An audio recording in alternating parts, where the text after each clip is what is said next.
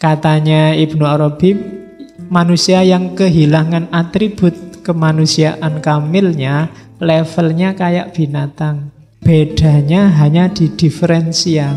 Diferensia itu kambing sama ayam, itu kan beda, tapi kan sama-sama binatang. Nah, nanti ada satu jenis binatang lagi namanya manusia. Itu kalau atribut-atribut kemanusiaannya nggak dipakai, atribut-atribut kesejatiannya dibuang.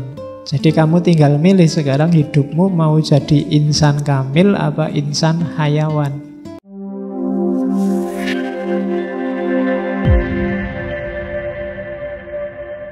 Insan kamil. Oke, jadi Ibnu Arabi ini nanti membedakan manusia itu ada dua jenis. Yang pertama insan kamil, manusia sempurna, manusia otentik, original, asli, sama manusia binatang, al-insan, al-hayawan. Manusia binatang ini manusia yang casingnya saja manusia. Manusia itu kan jenisnya binatang. Saya sering bilang kan manusia itu binatang yang berpikir, binatang yang memaknai, binatang yang main simbol dan macam-macam. Dan katanya Ibnu Arabi, manusia yang kehilangan atribut kemanusiaan kamilnya, levelnya kayak binatang. Bedanya hanya di diferensia. Diferensia itu kambing sama ayam, itu kan beda, tapi kan sama-sama binatang. Nah, nanti ada satu jenis binatang lagi namanya manusia. Itu kalau atribut-atribut kemanusiaannya nggak dipakai. Atribut-atribut kesejatiannya dibuang. Jadi kamu tinggal milih sekarang hidupmu mau jadi insan kamil apa insan hayawan. Ya insan hayawan itu jelas orientasinya ke bawah, tidak ke atas. Yang dipikir dunia, dunianya jadi nomor satu. Kalau dunia nomor satu, ya Allah nomor dua, nomor tiga, nomor empat. Kalau cita-citamu hanya menaklukkan dunia, menaklukkan lingkungan sekelilingmu, menaklukkan Indonesia, menaklukkan Ahok, ya yang lain nomor sekian berarti. Pokoknya apapun yang terjadi harus dipenjara. Itu berarti nomor satu dia. Jangan sampai jadi nomor satu. Yang boleh nomor satu dalam hidup kita hanya Allah. Oke. Nah, orang yang orientasinya ke bawah nanti jatuh bahkan bisa lebih rendah dari binatang. Kita menyebutnya asfala safilin. Di bawah lebih ke bawah lagi. Nah, jadilah insan kamil. Insan kamil adalah abdu rabbih. Kalau insan hayawan itu kebanyakan abdun nazar. Ini saya tidak tahu Ibnu Arabi sedang nyindir kita apa enggak. Dia tidak menyebut abdun nafas, tidak menyebut hambanya hawa nafsu, tapi hambanya nalar, hambanya akal pikirannya sendiri. Yang didewa-dewakan, yang dinomorsatukan bukan Allah, tapi kebenaran versinya. Dianggapnya hidup seperti itu, pikiran seperti itu, yaitu yang benar dan paling benar. Jadi itulah yang dia sembah. Jadi Abdun Nazar, lawannya Abdur Rabb. Katanya Ibnu Arabi, ya insan kamil ya makomnya tetap Abdur Rabb, hamba Tuhannya. Bukan hamba persepsinya, bukan hamba persangkaan-persangkaannya, bukan hamba pendapat-pendapatnya. Apa ndak boleh meyakini pendapat kita benar? Boleh. Tapi sambil tetap yakin karena aku ini manusia bisa salah, ya pendapatku mungkin salah, mungkin keliru. Wah, ini semangat ini susah ditemukan. Mungkin memang susah untuk merasa bahwa aku bisa keliru. Oke, kita ngomong kayak gini biasanya untuk orang lain. Tapi untuk diri kita sendiri berat. ngomong bahwa aku itu bisa salah loh, itu susah. Selalu kamu kan manusia, bisa salah toh kan gitu. Kalau gitu gampang, tapi kita selalu yang benar itu milikku. Orang yang kayak gini sebenarnya selain bahaya karena Allah nggak nomor satu, dia bahaya karena nggak bisa berkembang lagi. Nggak bisa berkembang itu dia sudah final. Dia menganggap pikirannya sudah selesai, ya ini yang paling benar. Padahal kan di awal sudah diyakinkan bahwa kita ini manusia, pandangan kita terbatas, wawasan kita terbatas. Banyak sekali ketidaksempurnaan dalam diri kita. Maka pikiran-pikiran kita juga terbatas, wawasan kita juga terbatas. Sepinter-pinternya orang, wawasannya terbatas.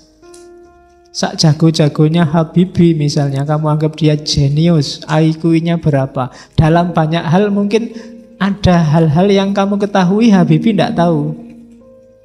Mungkin Habibie tidak ngerti gimana caranya gitaran, Habibie tidak ngerti gimana caranya nyedot rokok dengan sudut yang paling enak. Itu tidak ngerti Habibie. Gedenya nggak pernah ngerokok. Itu kan yang penting tidak ngerti kan, dia juga tidak tahu segalanya, sejenius apapun. Donald Trump yang sekaya itu, dia merasa bisa membeli segalanya, sangat banyak yang dia tidak tahu dan tidak ngerti. Sopo, tinggal kamu sebut Einstein kah? Atau filosof-filosof yang kita bahas 100 pertemuan lebih, banyak dia yang tidak tahu. Sak jago-jagonya Ibnu Rus mungkin dia belum pernah lihat binatang yang namanya kerbau apa bebek. Karena Spanyol, Timur Tengah, zaman abad keberapa mungkin tidak ada. Ya kan? Tidak, kita terbatas kok. Kebenaran yang kita tahu hanya sejangkau pengalaman kita. Yang sempat mampir di kepala kita. Itu saja. Maka jangan disembah nalarmu. Jangan disembah pikiran-pikiranmu. Merasalah selalu bahwa masih banyak yang harus kamu ketahui. Bahwa untuk kepentingan pragmatis, praktis kamu butuh pengetahuan-pengetahuan tertentu ya. Tapi tetaplah terbuka. Biar kita bergerak terus ke arah yang lebih baik dan lebih baik. Oke, biar tidak dituduh oleh Ibnu Arabi kita ini hamba nalar. Yang kita dewakan kebenaran pikiran kita sendiri, bukan Allahnya. Oke, jadi itu kategori-kategori awal sebelum kita masuk ke insan kamilnya.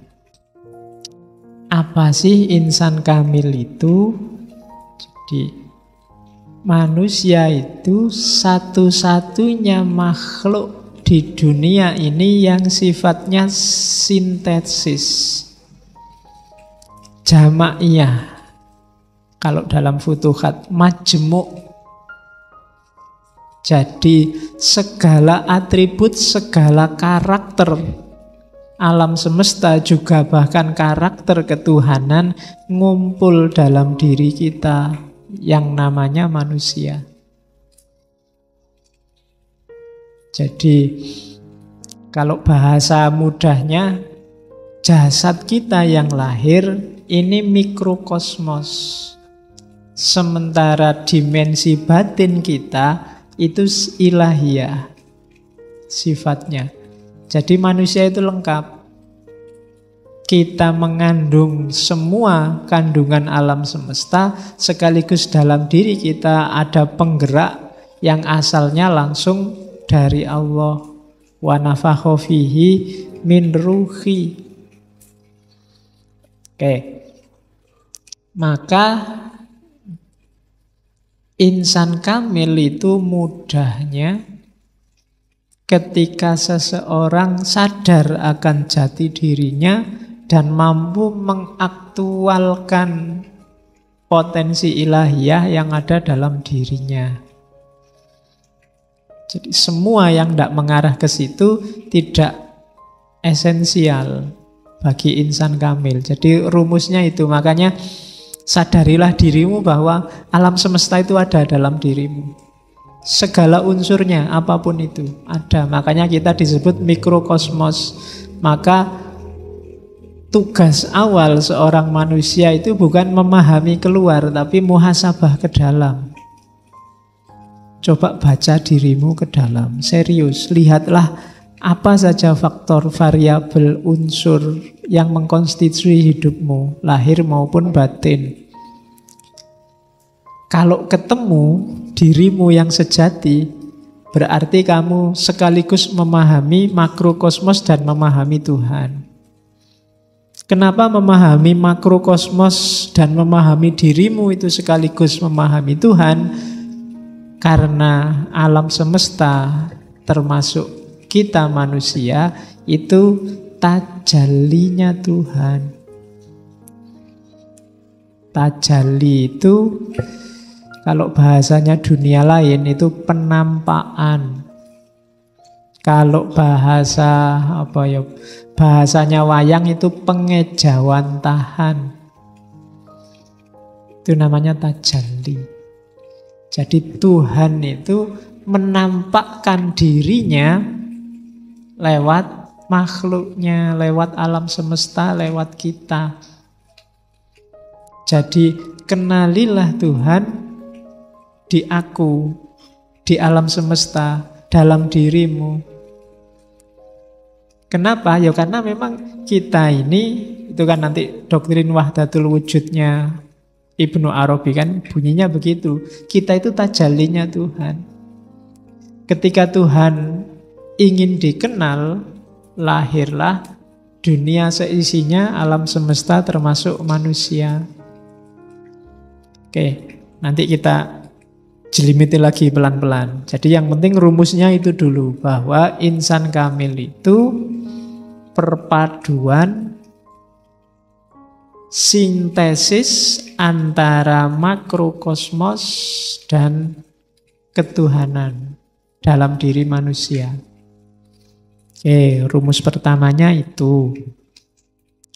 Jadi gambarannya itu dari wahdatul wujud lahirlah insan kamil. Jadi kayak gini loh gambarannya. Itu kan diawali dari realitas itu satu-satunya yang ada kan hanya Allah. Sebelum dulu ada apa-apa, yang ada kan hanya Allah. Maka ketika Allah ingin menciptakan, gampang-gampangannya itu ya. Kalau ulama yang lain bilang Allah itu kan menciptakan dari tidak ada apa-apa, tiba-tiba ada. Ini dipandang susah dipahami. Untuk lahir sesuatu kan butuh bahan. Manusia aja disebut dari tanah, nanti malaikat dari cahaya, setan dari api, itu kan namanya ada bahan. Cuma dulu ketika belum ada apa-apa, wong apa-apanya belum ada, yang ada cuma Allah. Bahannya apa? Ya bahannya tidak lain, ya Allah sendiri. Wong nggak ada apa-apa. Kalau bahannya di luar Allah berarti ada sesuatu selain Allah. Bahannya ya Allah itu. Itu kalau pakai bahasa kasar bahan ya. Disitulah nanti muncul ide emanasi. Melimpah dari dirinya Allah. Karena memang tidak ada apa-apa selain Allah. Berarti satu-satunya jalan untuk lahir sesuatu di luar Allah, sumbernya harus Allah juga. Jadi wujud yang sejati itu hanya Allah. Ketika muncul wujud lain, itu pasti pecahan, dalam tanda petik ya, pecahan dari Allah. Yang hakikatnya ya Allah sendiri. Kalau gelas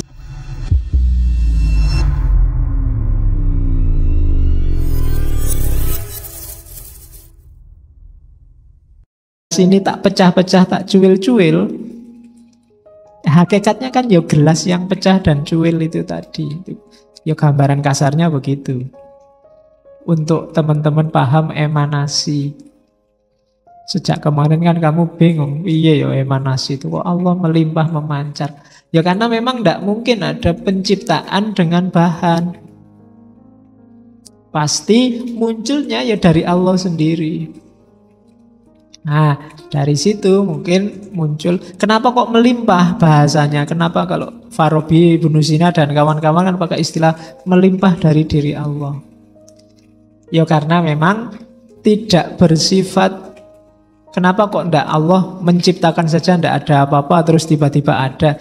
Itu susah dipahami. Jadi ya melimpah dari dirinya Allah, keluar dari dirinya Allah. Oke, jadi wahdatul wujud, satu-satunya wujud yang ada hanya Allah, dan nanti dari situ melimpah. Lahirlah manusia termasuk alam semesta. Dan limpahan pertama, lelehan pertama, itulah nanti yang dikenal sebagai hakikat Muhammadiyah. Tidak ada hubungannya sama NU atau sama ya.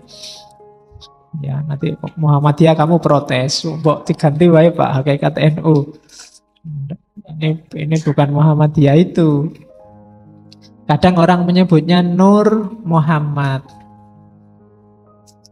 Kalau analoginya matahari, cahaya pertama yang melimpah dari matahari, yang paling dekat dari matahari, itulah Nur Muhammad. Itulah hakikat Muhammadiyah.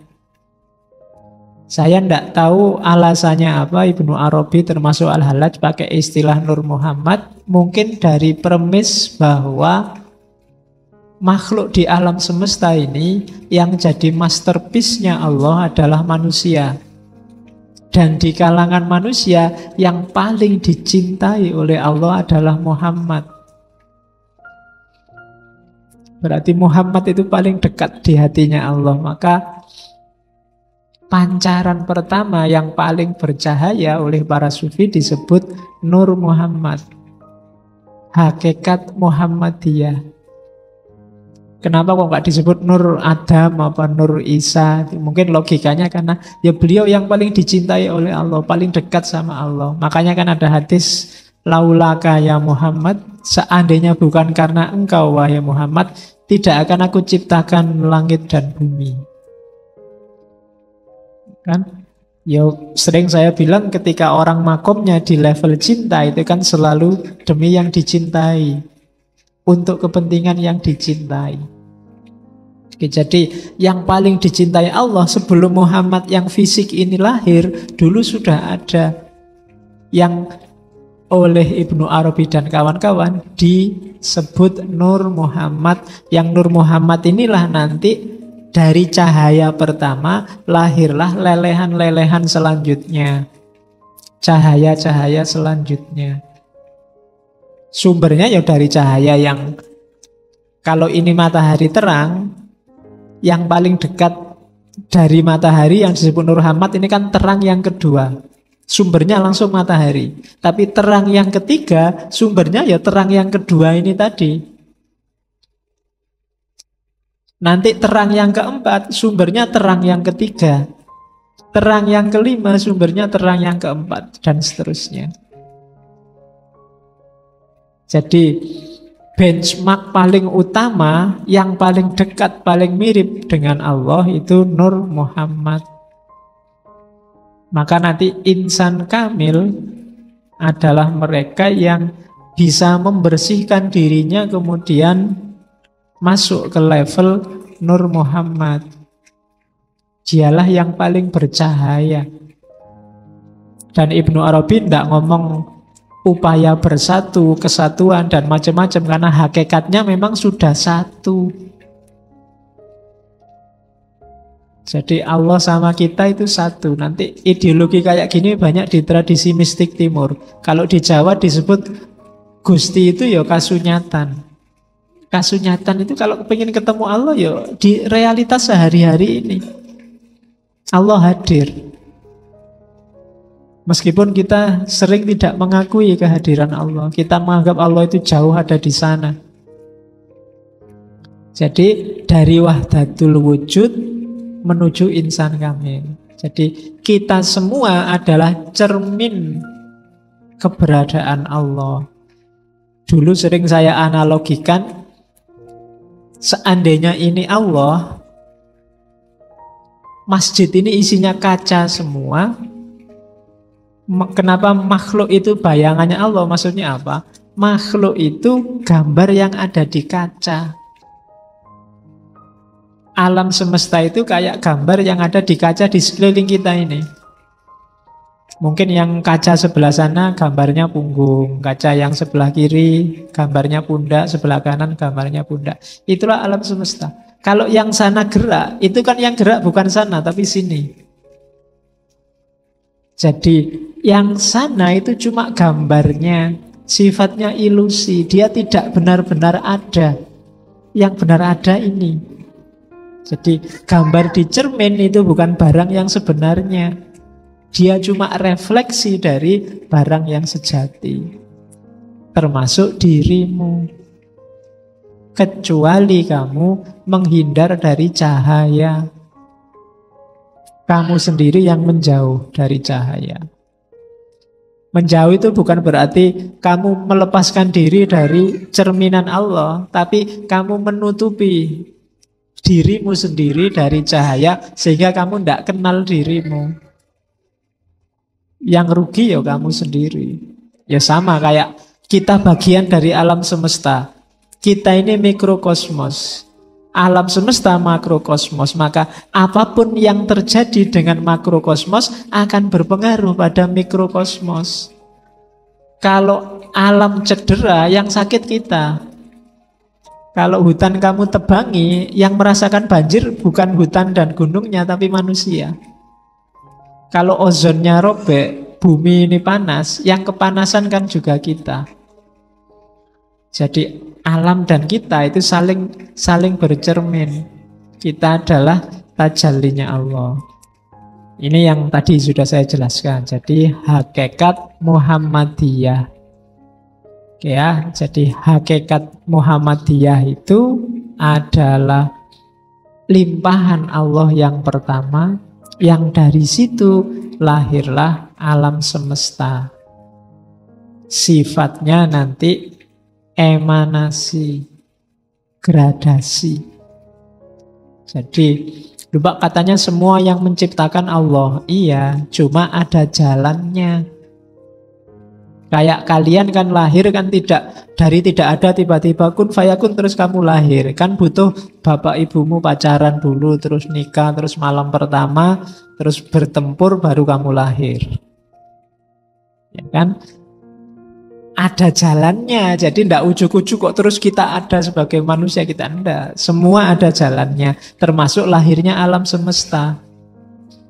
Jadi yang dari Allah di level pertama saja, limpahan pertama. Setelah itu ikut sunatullah jalannya. Baik ketika bumi dan alam semesta ini sudah ada, maupun ketika bumi dan alam semesta belum lahir. Oke. Jadi itu hakikat Muhammadiyah, Nur Muhammad. Ini nanti yang mau pakai slide ini, semoga nggak dipotong slide ini saja ya, nanti biar nggak salah paham. Nanti kamu salah, hakikatnya Muhammadiyah itu ternyata wakilnya Tuhan, enggak. Jadi dia namanya Nur Muhammad. Ya banyak yang mengkritik, tapi cuma memang isu-isu sufistik itu menangkapnya tidak murni pakai akal. Intuisinya harus main. Nanti di Ibnu Arabi kuat imajinasi. Kalau imajinasimu nggak main, akan susah menangkap hakikat Muhammadiyah, Nur Muhammad, insan kamil. Kalau pakai akal saja agak susah. Agama itu banyak yang tidak rasional. Yang bisa menangkap yang tidak rasional itu apa? Daya imajinasi. Kalau imajinasimu tidak berputar, tidak bisa, ya susah. Tidak bisa membayangkan. Surga, neraka, sirotol mustaqim, akhirat, pahala, siksa. Itu imajinasimu kalau macet. Kamu mengandalkan akalmu yang 1 + 1 = 2, mungkin kamu tidak percaya. Di surga itu kalau di bumi akarnya di bawah, buahnya di atas. Kalau di surga kebalikannya. Akarnya di atas, buahnya di bawah. Jadi ngambilnya gampang. Itu kan akalmu nggak nyambung itu. Dari mana jalurnya? Lah emangnya tumbuhnya pakai apa kok akarnya di bawah? Bidadari itu perawan terus. Itu kan nggak tekan pikiranmu. Emangnya di sana ada dokter yang operasi gitu terus? Nggak nyampe kamu akal. Tapi imajinasinya harus main. Ya imajinasi itu gampang-gampangannya kamu nonton film kartun itu loh. Film kartun itu kan kadang dijepit pintu quick sampai gepeng terus bisa besar lagi. Itu kan imajinasi mainnya. Lucu tapi imajinatif. Kamu nonton Doraemon itu kan imajinatif. Imajinasi yang main. Pakai akal mustahil. Nggak bisa ditangkap. Daya khoyal harus tinggi. Menangkapnya pakai intuisi, imajinasi. Oke. Karena apa? Agama itu 90% kita ngomong entitas yang metafisik. Misalnya malaikat itu dari cahaya. Terus kamu bayangkan kira-kira malaikat itu kayak gimana ya? Apa kayak lampu neon, apa kayak lampu. Kan dia dari cahaya. Misalnya. Itu kan imajinasimu kalau nggak canggih ya susah menangkapnya. Oke ya, termasuk tentang hakikat Muhammadiyah. Oke ya, jadi sekarang manusia sebagai insan kamil. Ini agak mengulang yang tadi. Manusia ini utuh dan kamil ketika jati dirinya sebagai wakil Tuhan, khalifah Tuhan, dan rohnya Tuhan dalam dirinya ditemukan, sekaligus dia menyadari dirinya sebagai mikrokosmos. Oke. Jadi manusialah yang bisa menjelajah ke semua alam. Nanti kalau belajar Ibnu Arabi, alam itu ada banyak. Kamu kan ngertinya cuma alam dunia ini sama besok alam akhirat. Kalau di Ibnu Arabi banyak. Nanti ajaran Ibnu Arabi ini diserap oleh beberapa filosof Nusantara. Misalnya Hamzah Fansuri, Syekh Siti Jenar, dan kawan-kawan. Nanti lahir tentang alam ini ada martabat 7. Martabat 7 itu ahadiyah, wahdah, wahidiyah. Nanti terus ada alam arwah, ada alam misal, ada alam ajsam, ada alam insan. Manusia ada di alam ke-7, alam insan. Itu namanya martabat 7. Inspirasinya dari Ibnu Arabi. Jadi alam ini tidak cuma 1 dimensi, apa 2, apa 3 dimensi. Tapi dia punya 7 dimensi. Yang paling tinggi ahadiyah. Manusia bisa nyampe makom ahadiyah kalau atribut-atribut fisiknya dia tinggalkan. Ahadiyah itu fase ketika Tuhan dalam kondisi negasi. Negasi itu tidak bisa dijelaskan. Satu-satunya cara untuk menjelaskan pakai kata-kata tidak. Jadi tidak begini, tidak begitu. Tidak A, tidak B, tidak C, tidak D. Kalau dijelaskan pakai statement positif, pasti salah. Itu makom ahadiyah. Level paling tinggi. Ini yang laisa kamislihi syai'un. Tidak bisa dikenali. Tuhan yang sejati dalam hakikat kediriannya. Kamu gambarkan kayak gimana pun, bukan itu. Itu makom ahadiyah. Tapi kan terus Allah bilang, aku ingin dikenali. Kuntu kanzan mahfiyan fa'uridu an u'rofa. Aku ini khazanah tersembunyi, maka aku ingin dikenali. Dari situ Allah menciptakan makhluk. Nah, level pertama yang disebut hakikat Muhammadiyah tadi ada di dunia kedua. dunia wahdah.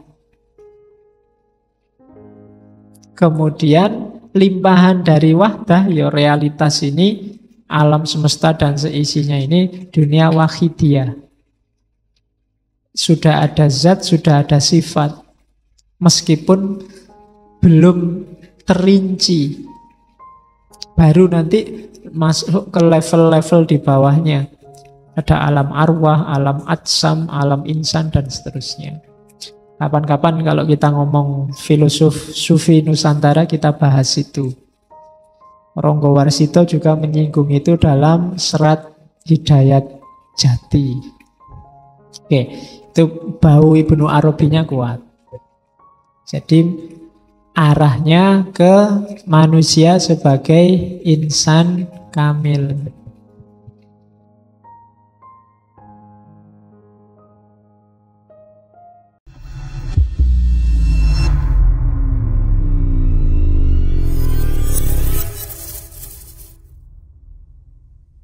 Pada ceramahnya, Dr. Fahrudin Faiz mengungkapkan pemikiran Ibnu Arabi tentang konsep insan kamil dan insan hayawan. Ibnu Arabi membedakan manusia menjadi dua jenis. Insan kamil, yaitu manusia yang telah mencapai kesempurnaan spiritual dan hidup dengan kesadaran penuh tentang dirinya dan Tuhan. Serta insan hayawan, yaitu manusia yang kehilangan atribut kemanusiaannya, hidup hanya berdasarkan akal dan nafsu, seperti binatang. Manusia yang orientasinya hanya duniawi, menurut Ibnu Arabi, akan jatuh lebih rendah dari binatang dan kehilangan kedalaman spiritualnya, karena dia lebih mengutamakan hawa nafsu dan pikirannya sendiri daripada Tuhan. Dr. Fahrudin Faiz melanjutkan untuk menjelaskan bahwa manusia sebagai insan kamil adalah sintesis antara makrokosmos, alam semesta, dan mikrokosmos, diri manusia, yang membawa sifat ketuhanan. Manusia memiliki potensi ilahiyah yang perlu diaktualisasikan melalui kesadaran batin. Konsep wahdatul wujud dalam ajaran Ibnu Arabi menekankan bahwa segala sesuatu di alam semesta, termasuk manusia, adalah cerminan dari Tuhan. Jika manusia mampu menyadari hakikat dirinya yang sejati, dia akan memahami bahwa dirinya adalah manifestasi Tuhan. Oleh karena itu, tugas manusia pertama kali adalah muhasabah, melihat diri ke dalam untuk menemukan jati diri yang sejati dan mencapai kesadaran tentang Tuhan yang hadir dalam dirinya. Lebih lanjut, Dr. Fahrudin Faiz menggambarkan hakikat Muhammadiyah sebagai pancaran pertama dari tumelimpah ke seluruh alam semesta. Ibnu Arabi mengajarkan bahwa manusia yang mencapai level insan kamil adalah mereka yang mampu menyucikan diri dan masuk ke dalam cahaya Nur Muhammad, yang merupakan sumber pertama dari segala ciptaan Tuhan. Manusia yang mencapai level ini bukan hanya memahami dirinya sebagai bagian dari alam semesta, tetapi juga memahami bahwa semua ciptaan adalah bagian dari wahyu ilahi. Konsep ini mengarah pada kesadaran bahwa manusia tidak hanya sekadar makhluk fisik, tetapi juga memiliki dimensi ilahiyah yang harus diaktualisasikan untuk mencapai kesempurnaan sejati, menjadi wakil Tuhan di dunia ini.